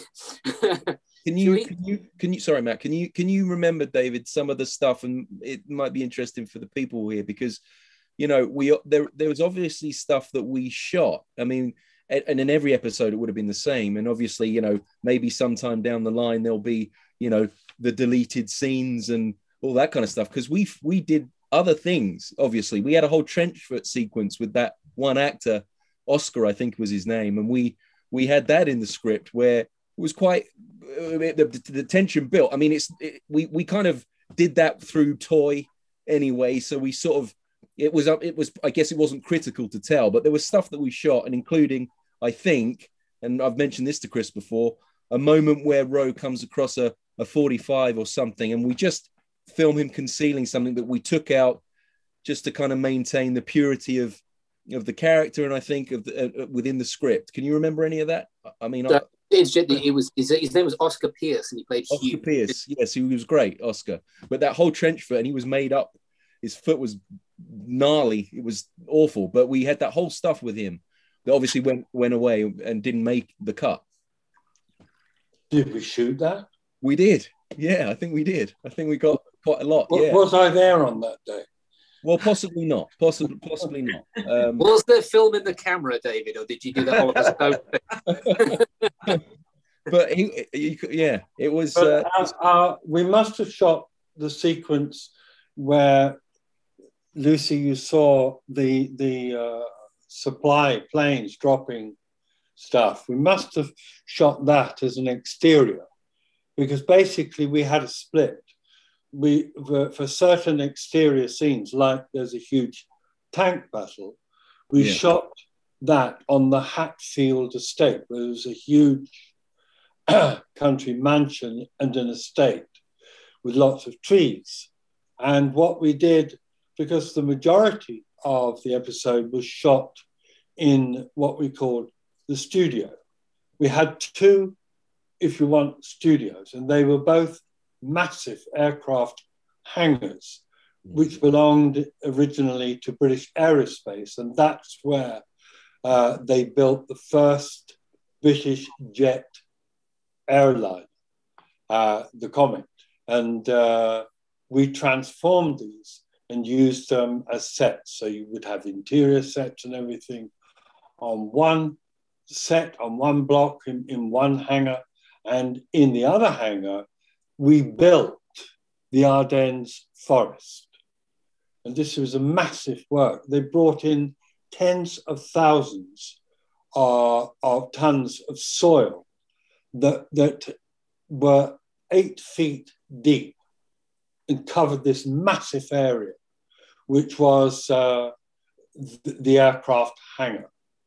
And into that, they cut trees from the Hatfield estate and brought those into the hangar and planted them in the 8 feet, well, however deep it was, at least 8-9 feet of soil in the hangar, and that became the Ardennes forest. And most of the scenes that we played that happened in the forest were played on that set. And one of the major reasons for that is because of the snow. You have to be able to control the snow. And the company that did the snow was called Snow Business. And we had snow drifts and things like that. And they had 3 grades of snow. One was distant snow, which was a poor grade of the substance they used for snow. Then mid-ground, which was an improvement on that. Then in the foreground, they had stuff that when you picked it up and you looked at it, it was snow. Mm-hmm. And that's where we played out a majority of the scene. And you could put a jeep or whatever through, it was that big. But when it came to the tank battle, and I think I think the scene you're talking about, Shane, we shot on the set. Yeah. The guy who got gangrene in his foot. Yeah, but the tank battle had to be shot on the exterior. And what we were able to do was to match, because of the trees, we matched the exterior that to what we were also able to shoot in the studio. Yeah. And there was a balance between that. I got a question for you, Doug. For how long after production were you combing that snow out of your clothes? For me, it was about 6 months. But... Yeah, it was everywhere. Yeah. Yeah. It was like, wasn't it a paper? It looked like a fine, one of the grades was like a very fine paper, wasn't it? Yeah, one of them was like a shredded plastic bag, or maybe I was just on Yeah. I don't know. Right, It was everywhere. Like, and it stuck as well, didn't it? Stuck, Yeah. I was always being urged to use more snow. Do another one, Dave. Go on. This is from snow business. Because it was the same with the guns. There's a scene where I can't remember the character where he gets shot and he can do nothing but bleed to death. And in order to get the actor to react, I had Thompsons and having fun. So that I could fire the Thompsons to give the actor something to react against. And on one day, the armourer came up to me and said, "Do another one. Oh, you're doing great, Dave." He said, we're almost there. He said, "I've almost got to," he said, "do a few more of those and I can afford a new conservatory on my house." You just got two Thompsons going. Okay, Leighton, are you still there? Can we get another question? Sorry, I had that on mute for a moment. Sorry, apologies. So this is for everyone on the page. This is from Myra B from Hungary. How does it feel to see or have a lot of fan pages after 20 years on your character or on the show or even episodes? Weird. Hey, Tree. Sorry, I'm just saying, Tree. How you doing, Tree? Hey. Sorry, go on, Lucy. You go. Well, it's if someone had told me that 20 years ago, I wouldn't have believed it. I mean, I knew this was going to be big, but I didn't know it was going to be that big. And what's amazing, I think, is that I watched the whole show again before we did this reunion, and it felt like it was very, very recent. I didn't get the feeling at any moment that it was 20 years old. Mm-hmm. That was right. I was really amazed by that. Right. How about you, Doug? You've got a lot of personal fan pages, but I mean, as a male model. I don't, but I think, well, the whole thing has just been so enduring that the greatest thing, one of the questions that I've seen just come up on the side is, you know, what's the greatest thing that I've got from the show? And it's the friendship with you and the rest of the cast. I mean, actors, it's a solitary profession. It's quite an isolatory profession in many ways. You spend a lot of time on your own and doing your own thing and sort of just surviving, really. Yeah. So yeah, I describe it as being like you're an actor. Sorry, I'm in trouble. I always describe it as like you're Tiger Woods, but every so often you get on the Ryder Cup team. Do you know what I mean? Like every so often, do you know what I mean? Yeah, exactly. Like you're on the Ryder Cup team. Sorry to interrupt you, but like, yeah. No, yeah, absolutely. It's kind of can be quite a strange existence and quite challenging to deal with. And the challenges are mainly when you're not working. When, you know, the actual work itself, I mean, it's just fascinating and immersive and really enjoyable.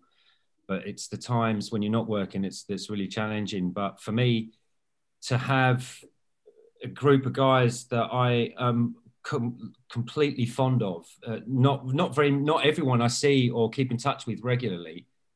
You know, obviously social media's only really been coming around in the last 10 years, really. So it's only half the time since we've done the show. So, but no, that's the biggest thing for me, is that I've got these brothers essentially. And I know it sounds corny, but to me it's absolutely true. And I think it is for all of us. Mm-hmm.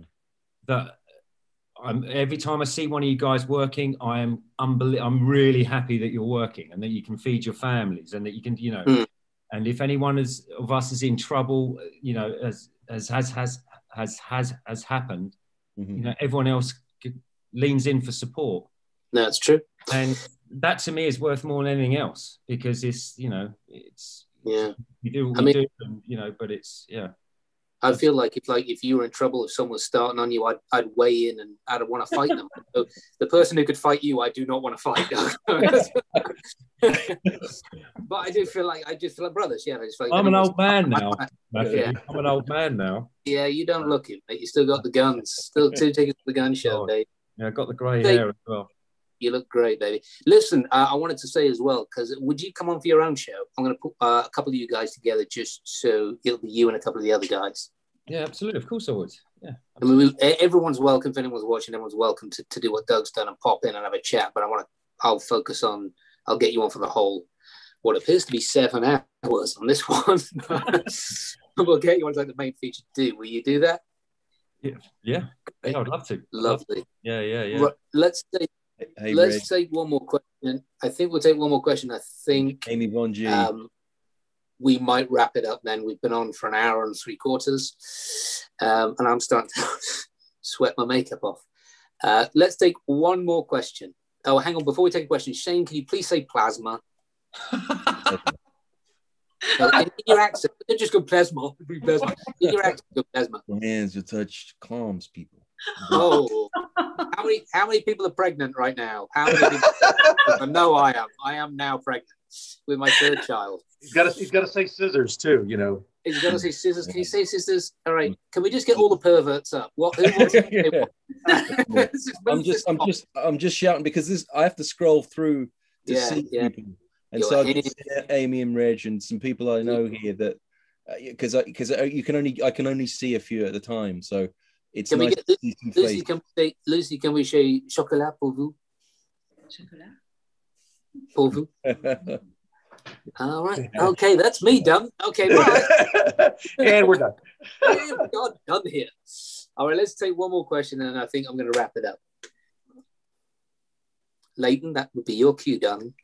Oh, yep, sorry. Technical issues again. This one's from Simon Cooper in Hereford. How many times did Shane and Doug have to carry Ben Kaplan, and was he heavy? Yeah, he's heavy. Yeah, he's heavy. Yeah. He's on here as well. Is he on here? Yeah, he is. Yeah. And he is heavy. He's still heavy now. Yeah, that was tough. That was tough. But you know, he needed to make it that way, and he did the hell out of that. It was very difficult to get it in and around him, and you know, you're kind of doing this stuff, and it was very hard to kind of dress him when I needed to dress him. And then just do the drag. I mean, it was right. And that goes back to the exterior stuff, wasn't it? Because that was the exterior. You're manning the gun, aren't you? You're manning the that's right. The 30 cal, and that all that sequence was outside because it was right on the edge of the tree line. That's and it. A lot of the camera was looking through us at the tanks and the German line at the other side. So it was all done outdoors. Did I hit that Kaplan is on? Is he watching? I saw a picture of him earlier on, but I didn't see him on. So I just he's on. He sent me a message earlier.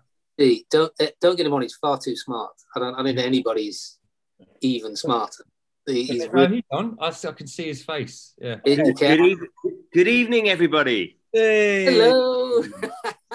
I'm sorry, I can't start my video because where I'm staying, I've got kind of unstable Wi-Fi. There you go. There he is. Okay. How are you doing? I'm good. How are you? Yeah, good, man. Good to see at least a still. Can I just say what a pleasure it is to be here listening in the shadows. Amazing to see you all. Absolutely fantastic to see Lucie and David. What an absolute treat. Real treat. Very much. Yeah. Oh, so you're coming on, aren't you, Ben? You're coming on later on down the line. You let me know when, and we'll sort that out for sure. Excellent. Obviously, you'll be with Doug as well. It'll be a fun time. Thanks for tuning in, buddy. All right, I'm going to take one more question and then I'm going to round it up for the day. So Leighton, choose well. I'll choose very well. This is from Olivia D. from the Buckeye State in the US of A. Is there anything you learned from Ro or Renee that still sticks with you after all these years? Good question. That is a good question. You have to answer it though. Have at it. Sorry, I didn't understand the question, but Revu. Lucy, I think the question is there something you learned from playing Renee that stays with you? Maybe changed you a little bit.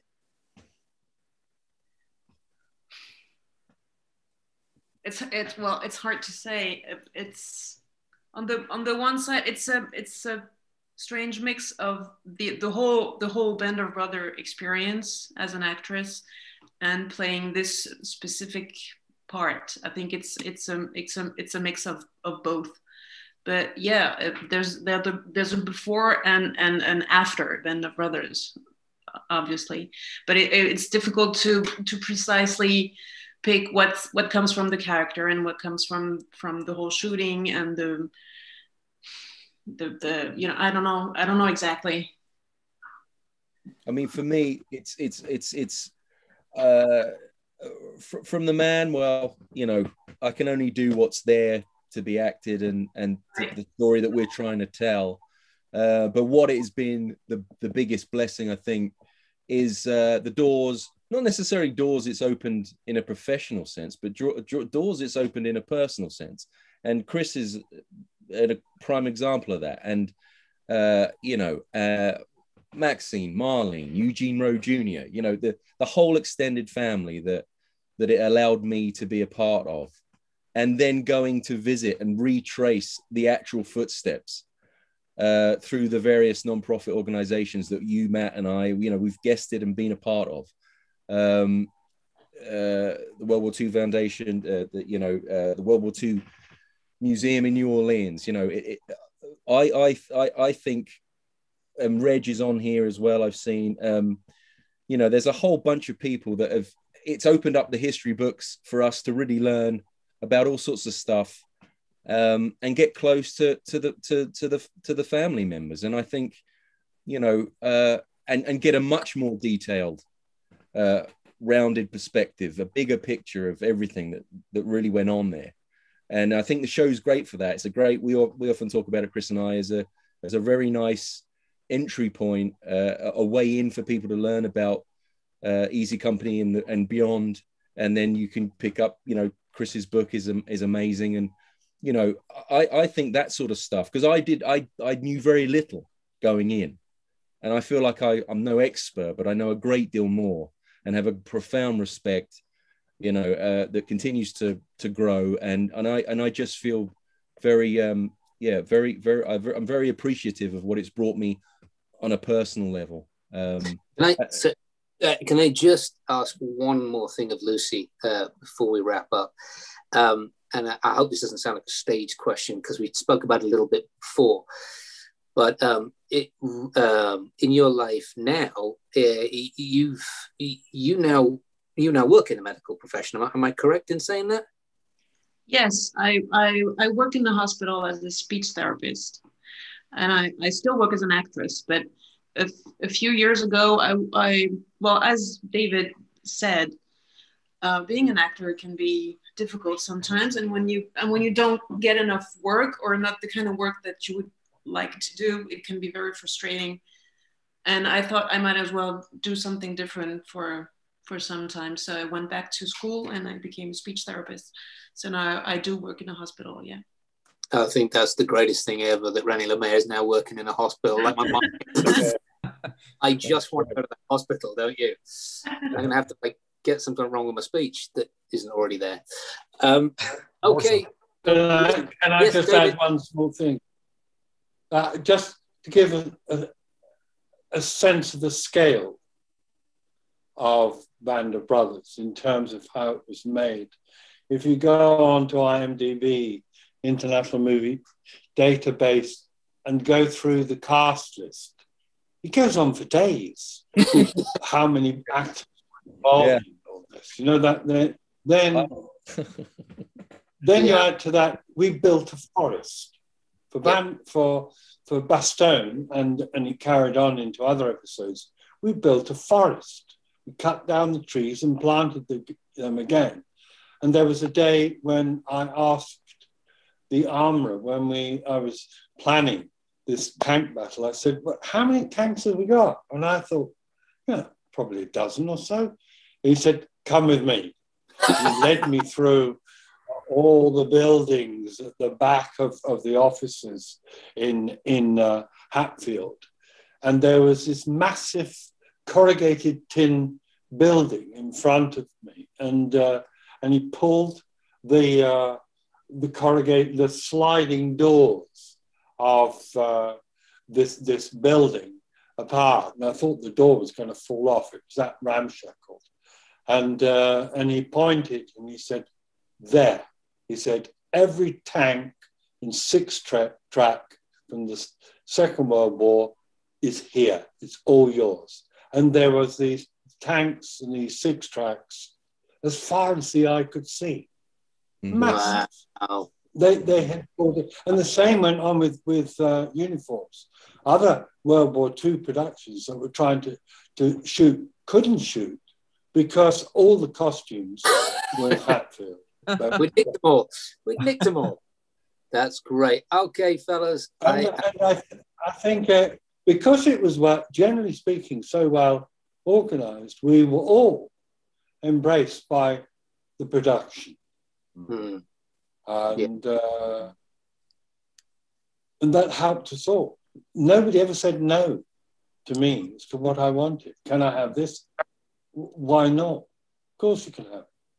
So that's why there was a giraffe in that scene. Is that under the shelter of Sir Steven Spielberg? All right, fellas. Leighton, I'm going to wrap it up, baby. So shall we say goodbye to everybody? Indeed, we shall. Okay, so how do we do this? Do we just say, get everybody wave goodbye? I just want to say to everybody who's watching, thank you so much for tuning in. It has been a ticketed event. We did put it behind a paywall. But Lucie, if you could just give us 2 seconds about where you're donating your fee. I'm donating to a French association for amputees, civilians, military, any kind of amputees. Shane, sorry, carry on. No, it's called Bout de Vie, Bout de Vie in French. It means piece of life. And it's an association I like very much. Beautiful, thank you. And Shane, where are you donating yours? I'm going to put it into a place called the Veterans Hub, and it's in Weymouth, in Dorset. Somebody I know down there, Lisa Rushby, it's a social centre and treatment facility for vets with PTSD. Excellent. And we, as the rest of our group, we're going to donate some of the rest of the money to a charity that my friend Mikey Delaney's doing at the moment. It's Child's Cancer Charity, and he's running 10Ks for 40 days. So he's running 10 kilometers, 40 days of Lent, and he looks like this already, so he's going to look like Slender Man afterwards. But I love you, Mikey, and I'm happy to donate for there. So let's all just say thank you so much for tuning in. We'll all wave goodbye. And then I guess, Leighton, what we're going to get everyone to turn off their videos? David, may I congratulate your beard? That's won the award. Friend. Thank you, Gandalf. The Leland lockdown, look. Yes. Perfect. I almost want to... it looks like... I'm auditioning for Gandalf at the local village hall. But I think the part may go to a farmer who lives just down the road. It's impressive. It's impressive, I'll tell you. All right, Leighton, tell us what to do, because this is technical stuff and I do not know. I think I just end it. Oh, you did? You ended it? No, I've got to end it now. Then I just go kaput. So you've got to say, you said goodbye. See y'all. Yeah. Thank you, everybody. Hey, everyone. Great seeing you guys. Thank you so much, everybody. Au revoir. Love you guys.